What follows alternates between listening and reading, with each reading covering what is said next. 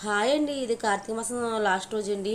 ఆ రోజు మార్నింగే ఉదయం 4:30 లేసి ఇల్లంతా క్లీన్ చేసుకొని బయట కూడా శుభ్రం తుడిచేసుకొని ఫస్ట్ అయితే నేను తాను చేసి వచ్చి దేవుడి మూలన అన్నీ రెడీ చేసేసి ఒత్తులు అయితే వెలిగించేసానండి. ఫస్ట్ అయితే దేవుడి దగ్గర రెడీ చేసుకుని వెళ్ళిపోయి బయట కూడా అదే సుక్కపోతుందని చెప్పి సుక్కండగానే వెలిగించాలంటారు కదా.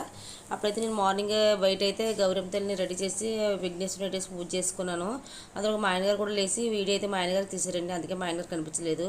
ఆ రోజు అద్వితలు లేగలేదు. ఫస్ట్ అయితే అద్వితలు లేచింది, కానీ ఈ రోజు అయితే లాస్ట్ రోజు అయితే లేగలేదని పడుకుంది.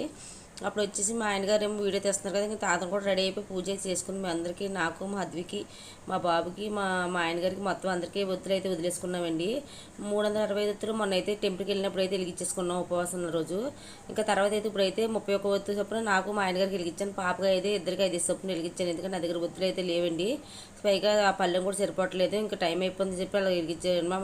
ఎప్పుడు చూసినా మనం అయితే మార్నింగే లేవం కదా, ఇంత ఉదయం పూజ అయితే సేవలు లేసినా కానీ ఎప్పుడు మామూలుగా ఇంట్లో వంటలన్నీ అయిపోయాక అప్పుడైతే పూజ చేస్తుంటాం. కానీ ఇలా కార్తీక మాసం రోజు అయితే ఇలాగ నెలంతా ఇలాగ సోమవారం పూట ఖచ్చితంగా ఇలా చేస్తాం కదా. మార్నింగే నేను ప్రతి సోమవారం లేసి పూజ చేస్తాను. మార్నింగ్ 4:30 లేసి పూజ చేస్తాను. ఆ తర్వాత అయితే 6 లోపలనే దేవుడికి కూడా పూజ చేసుకున్నాను. పువ్వొత్తులు వెలిగించాను, నెయ్యి వేసినవి. నేను ఎప్పుడు మామూలుగానే పొడుగుంటాయి కదా ఆ ఒత్తులు అయితే వెలిగిస్తానండి.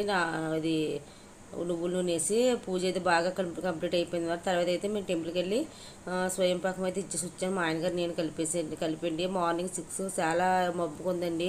వర్షం కూడా బాగా పడేదండి. ఆ టైంలో చాలా చల్లేస్తుంది, కానీ నేను చల్లనీళ్ళే తలకిందని చేసేదాన్ని సోమవారం. ఇప్పుడు ప్రతి సోమవారం అండి నేను ఎంత చల్లగున్నా కానీ చల్లనీళ్ళు చేసాను. కార్తీక మాసం అంతా చల్లనీళ్ళు చేయాలి కాబట్టి ప్రతి సంవత్సరం నాకు కార్తీక మాసం చేసినప్పుడు ఎప్పుడు అయిపోద్దని అనిపించింది. ఈ సంవత్సరం అయితే అలా అనిపించలేదండి.